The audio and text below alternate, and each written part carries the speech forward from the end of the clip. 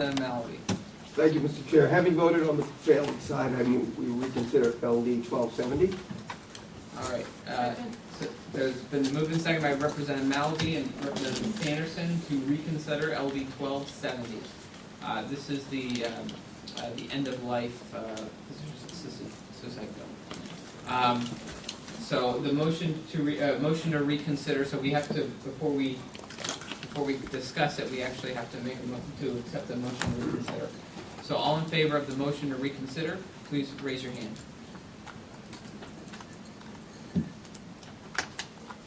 All right. All opposed to the motion to reconsider? All right, the motion carries. All right. So 1270 is laid before us. Representative Mallory. I move vote not to pass. Is there a second? Second. Moved and seconded by Representative Mallory and Representative Head. Any discussion on the motion, Representative Keith? Yeah, again, I just want to I didn't get a chance to explain to my caucus what we're doing today. Apparently there are a couple members who voted on the prevailing side who want to change their vote on that bill.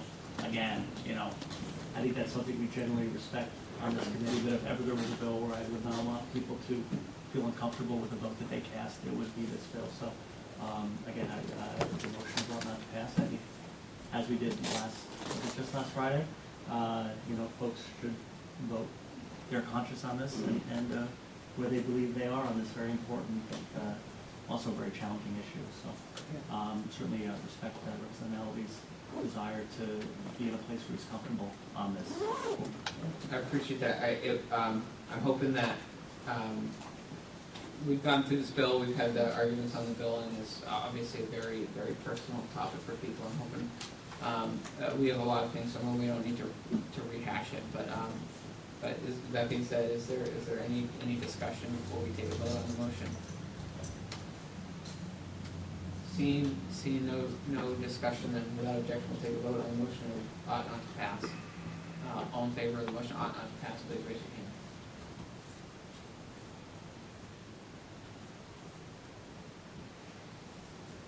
All right, all opposed? All right. That's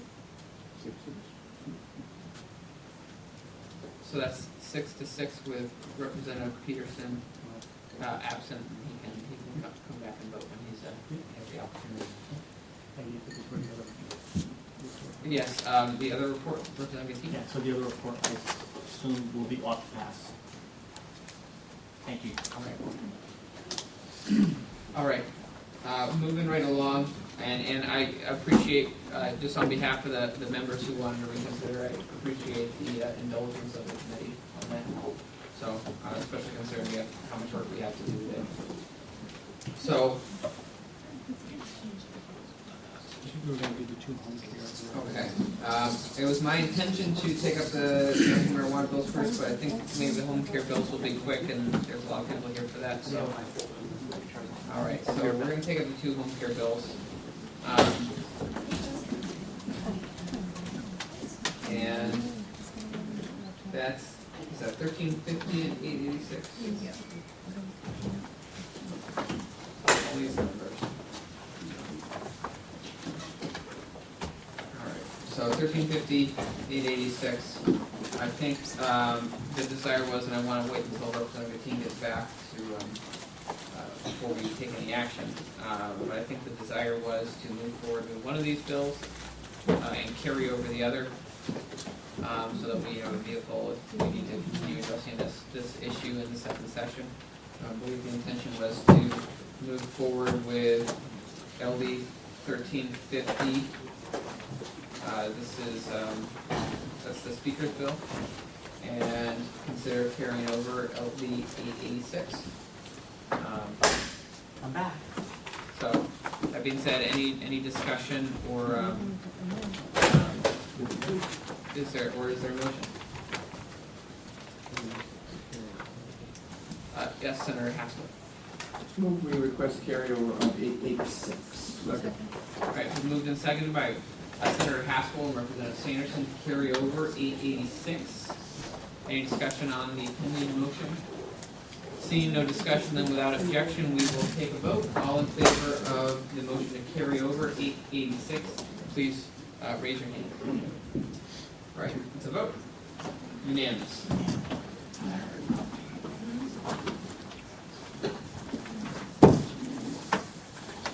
Representative Peterson, there was just Representative Peterson, would you like to introduce yourself? Thank you, Mr. Chair. Good afternoon. My name is Matt Peterson. I represent House District 115, and I'm from Hartford. Thank you. And just for your information, Representative, we just reconsidered a bill and voted on it, so if you want to check in with Andy Certainly will. against your vote, you can. Thank you. So LD 1350, this is the Speaker's bill, resolved to increase the reimbursement rate for direct care workers serving adults with long-term care needs. Is there a discussion or is there a motion? Representative King? Well, again,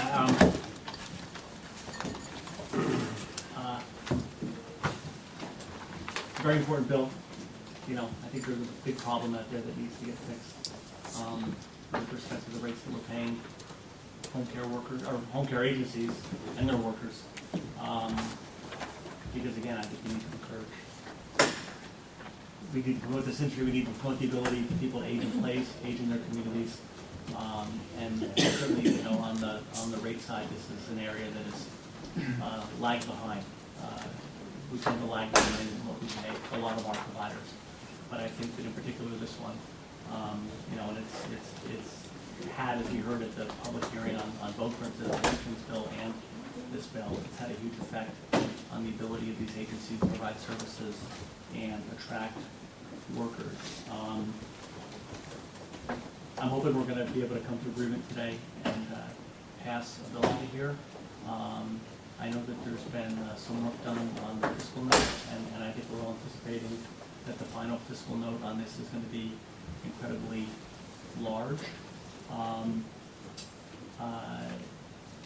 And again, I certainly heard clearly from some of our members that we need to make this as broad and as inclusive as possible, so that ultimately it benefits all of the people who are providing this care in the community and the businesses that support them. So, you know, again, I think we should open up for discussion among the members, but I am hoping we're going to be able to get to broad agreement on this bill this afternoon. Representative Faxon? Yeah, I too think it's very, very important that we get the reimbursement rates and get these facilities reimbursed.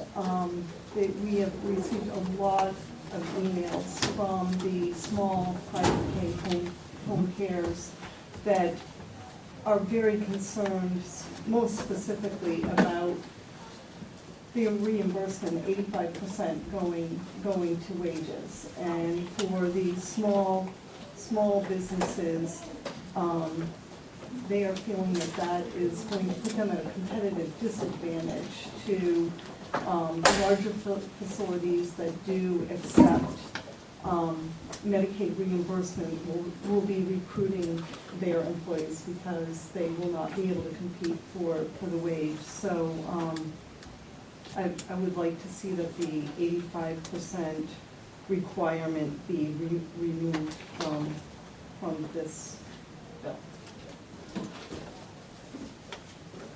Any additional discussion? Representative King? Again, and so I want some clarification.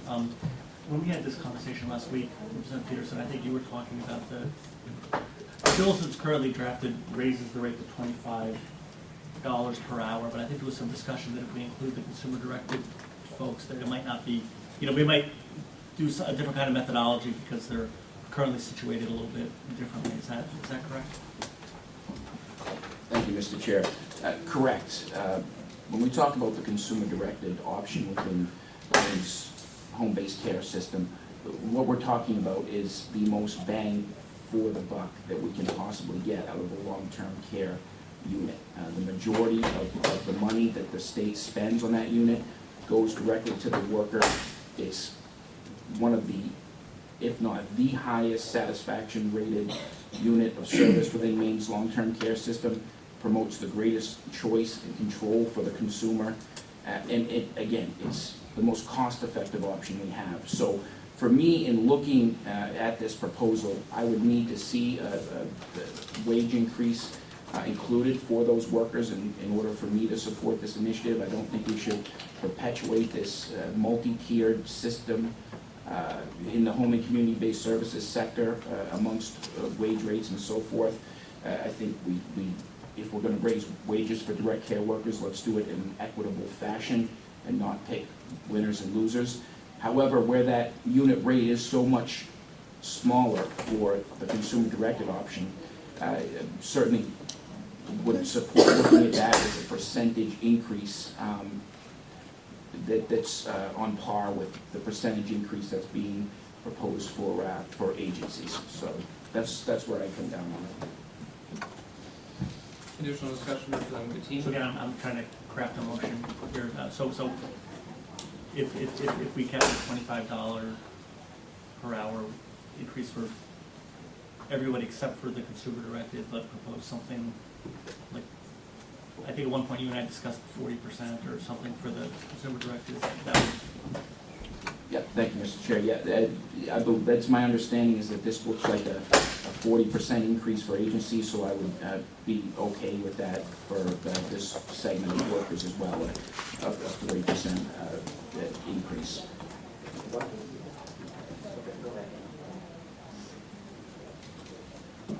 Any additional discussion, representing Sanderson? Lisa, I was looking for a way to support this bill, because I really want to send a strong message that this is the front line and entry level, the front line of care for our seniors and individuals in their homes. It's one of the most cost-effective ways, but I cannot support legislating wages to the businesses. I can't do that. You've heard testimony from the organization that's in Lincoln County that I have. I mean, they and their board have made the decision to spend their reserves supporting their employees as best they can, especially with the burden of being forced under the ACA to provide health benefits and stuff like that, until those reserves are done. And when those reserves are done and they're dipping into them, they're going to be closing their doors. I want to make sure that if we're going to be putting a rate increase, and this is a substantial rate increase toward these entities, that the businesses have the fluidity to be able to, number one, keep that business alive. Because you can direct this amount of money toward employee wages, but if they can't afford to keep the doors open, then what is the point? There is none. So I won't support this effort or this motion if there's any percentage being specifically legislated toward employee wages. I trust that these individuals value their employees. They know the care that they're giving, and they know that if they are paying quality as best they can for the best quality employees to provide quality care, they're going to do that. So that's where I am. If we're going to legislate a percentage, that's a non-starter for me. Representative Peterson? Thank you, Mr. Chair, and thank you, Representative Sanderson. I certainly agree that businesses should have flexibility in this area, and I certainly want to see this committee send forward a strong message that we do endorse home and community-based services, that they're a priority because of it's what Maine citizens want. So I certainly wouldn't want to see I wouldn't want to see this be the point that prevents us from sending forward a uniform message. I don't know. I think it's worth a discussion, certainly, though, when we talk about providing, like you said, a very substantial rate increase, looking at 40%. I do know it gives me some concern that we wouldn't have some assurance that we're seeing a healthy portion of that going to the worker who is providing the care. I don't know what the answer is in terms of what's a healthy percentage. I'm receiving the message from you that you don't think we should put our hands on that at all. Maybe you're right, I don't know, but I do think it's worth the discussion, and I'd love to hear what some other committee members think about that. Representative Basham? Yeah, I just want to share an email that came from one private company, but I heard from a number of them, and you did too. It's from the owner of Advantage Home Care in Portland, a company that employs caregivers who provide in-home care to the elderly in the greater Portland area. It says we are a private pay company, and by choice, we are not registered as a Maine Care home care agency. I'm writing to express my concern about the bill in your committee to raise the hourly pay of Maine Care agency caregivers to $15 per hour and to provide them with health benefits. I learned of this bill on the front page of the Portland Press Herald. While I agree that the present reimbursement rate of $15 per hour for care and the average hourly pay rate for caregivers of $9 per hour pay is too low, the impact of this bill would wreak havoc on the private home care market throughout the state. It would potentially jeopardize the care of thousands of modest caregivers as they mitigate to Maine Care home care agencies that pay the $15 per hour rate. Private pay companies in my area currently pay between $11 and $12 per hour and charge clients between $22 and $25 per hour. If this bill passed, to pay my staff competitively, I would have to raise my prices significantly to accommodate the increased labor cost. I fear that many of my clients would be forced to reduce or discontinue care. In addition, the impact on my business would be significant. A more reasonable approach would be a gradual raise in reimbursement rates and a subsequent pay phased in over a number of years. That way, the private market, which provides a great service to the elderly citizens with modest incomes, can continue to serve those in need who do not qualify for Maine Care. In addition, a gradual increase in rates will reduce the impact of such an increase on the state budget. So, we all receive these emails, and I got another one from Comfort Keepers in Scarborough, private pay, same concern. And the concern among these private pays is if the reimbursement rates go up with the bigger agencies, they are going to be recruiting these smaller outfits in employees. And so I don't think that we should be legislating that this go to pay raises. Okay, I'll just say one quick thing, before we corner caucus. I really understand where Representative Peterson is coming from, and I understand, wanting to make sure that wages are prioritized and all that. The way I look at it, though, I think that there are a lot of concerns and a lot of concerns that go into how these dollars are allocated, and I think there's a mechanism in place already for balancing what's the proper balance for increasing wages, what's the proper balance for addressing the other pieces that go into these services. And I think that mechanism is the free marketplace. I think that the mechanism is the fact that there are other companies that they have to compete with to have the best employees. I think that we here in the legislature, try as we might, we can never know and know enough to take into account all of the different factors that play in all of these individual situations.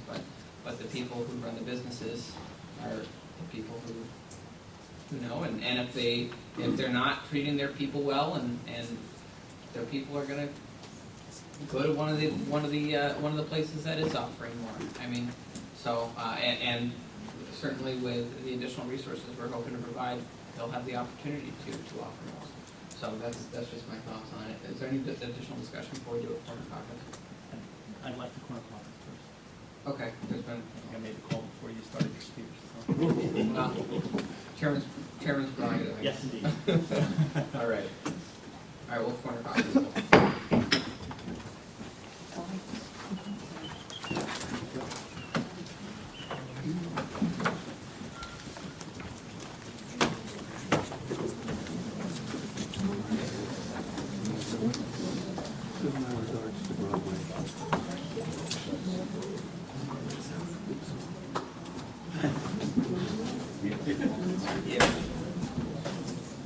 Remember me to come to school. I should take it. I know.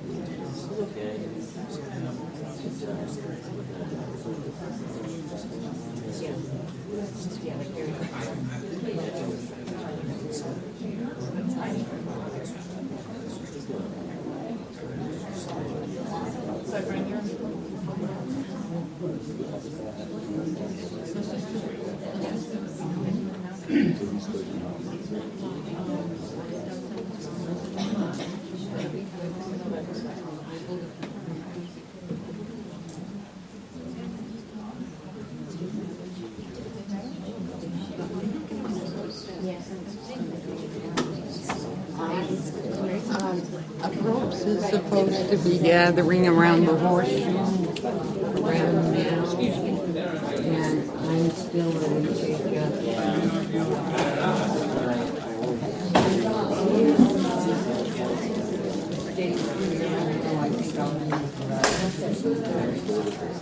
Okay, are you home? Oh, okay. Okay, bye.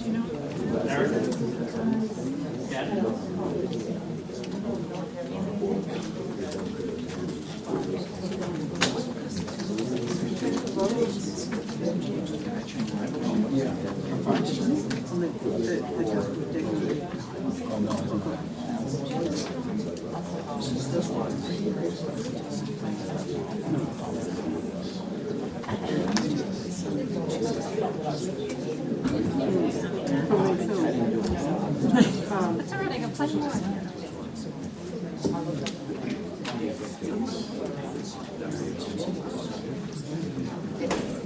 so you know, I do want, I want to increase the reimbursement from prices a little small.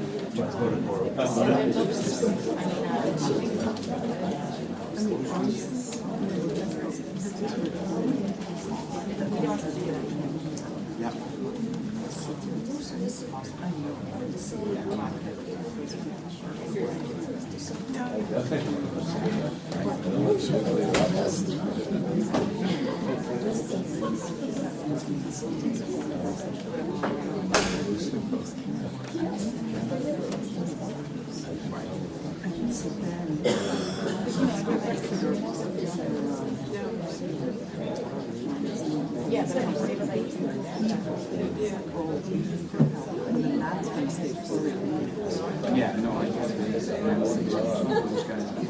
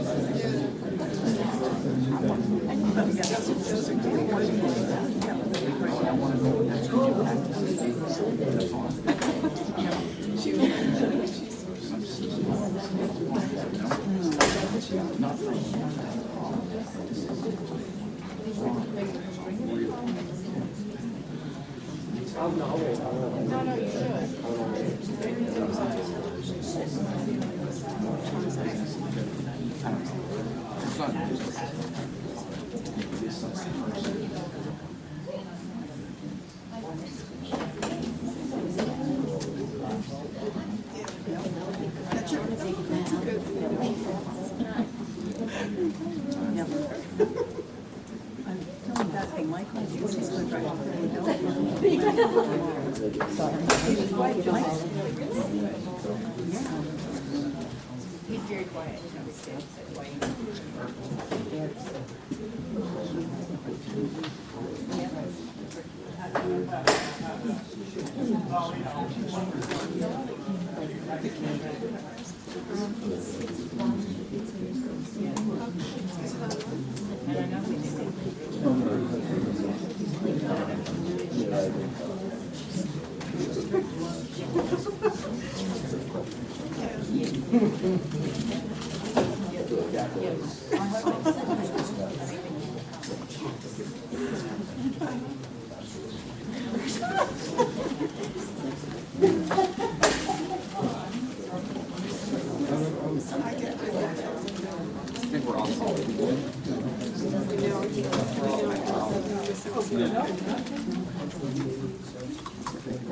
What's that?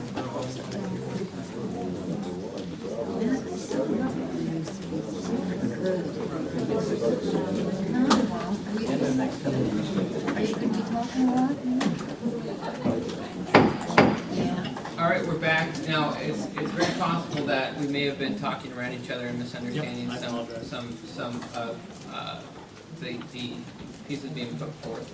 That being said, Representative Gatine, did you have a motion or anything, any discussion you'd like to? I'd like to make a motion. All right, I'm gonna put my mic on and do it, all right? I'm gonna make a motion, ought to pass as amended. We're gonna take the speaker's bill, instead of providing for, a $25 per hour rate increase, we're gonna direct that there be a 66% rate increase, for the consumer-directed, the PSS, and the CNA, and the home health aid services in sections 19 98, 63, 11, and 12. And we're not gonna direct a portion of that goes to directly to wages and employee benefits. That's the essence of the motion. Is there a second? Second by Senator Haskell, moved by Representative Gattini, to pass as amended. I'll just say, in case anyone was wondering, the 66% was the language in Representative Esplin's bill, which is comparable to the $25. Yep. And we felt like with putting in the other piece about self-directed care, then that might be a better way to do it on a percentage basis than specifying a particular number. Nicely put. Is there any additional discussion on that, or are we ready to take a vote? Seeing no additional discussion without objection, we'll take a vote. All in favor of the motion on to pass as amended, please raise your hand.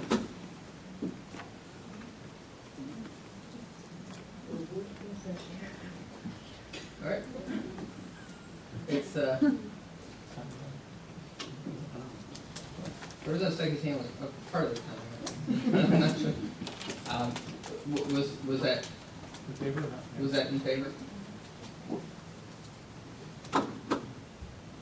I'll take it as a yes unless you say otherwise. Yeah, no, it's not in favor, but I put it on, so.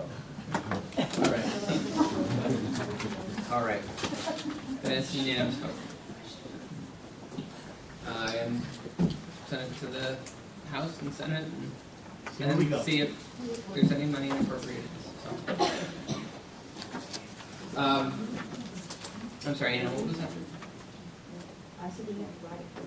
Oh. Yeah. Yes, it has to be written, it has to be written, it has to be written first. All right, I'd like to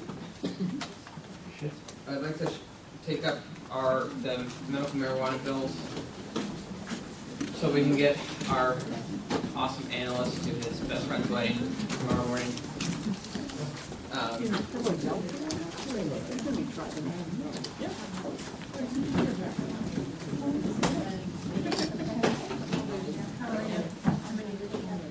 So this is 726 and 1392.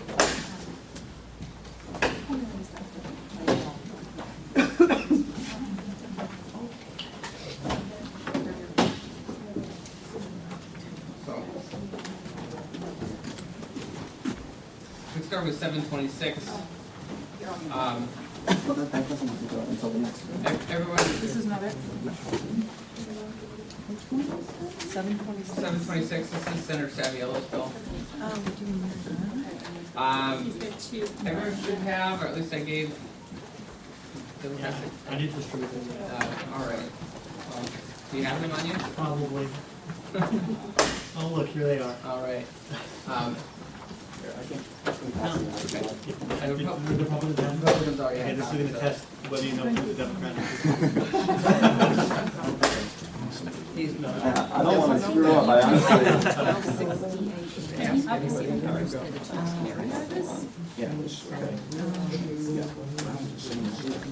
Or if we'd like to take, would we like to take up the department bill first? I'm happy to do either one. Annie has that as well. This is one. We carried over. Just need to carry it. Yeah, we voted on that. We carried it over. Got it. Sorry, ma'am. Okay, so I'm gonna take that one away. And then the other one, I do. okay. So if there's no preference then, I'm happy to take either bill first. All right, let's do 1392 then. General request we do 1392 first, which is the department bill. We'll do that first. I'm just gonna.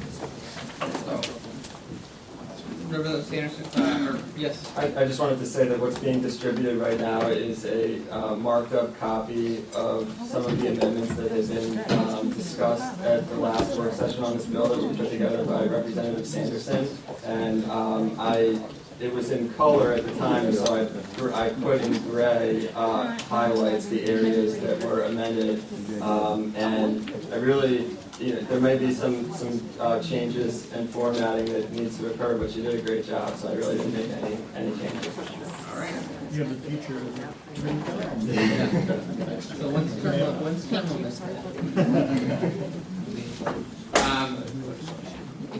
So first of all, I want to thank Representative Sanderson for doing a lot of work on this. And if she'd like to, she can take us through anything she'd like. The committee's intelligence will just walk through this one more time, so you have the written word. This will be the third time and hopefully the charm. So, on the first page, section 1, you can see where intelligence and investigate have been struck. So it reads, if the record information is used in the management of a current investigation pursuant to.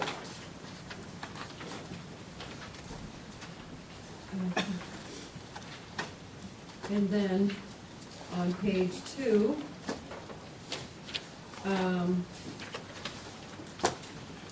section 11, that part is being struck from the bill. There'll be no changes.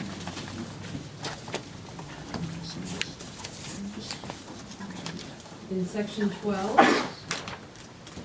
A1, where we're doing the dispense up to 2.5 ounces in a 15-day period, we've added in A2, caregivers may request a waiver to provide more than 2.5 ounces permitted under paragraph A1 of this section for qualifying patients consistent with medical need.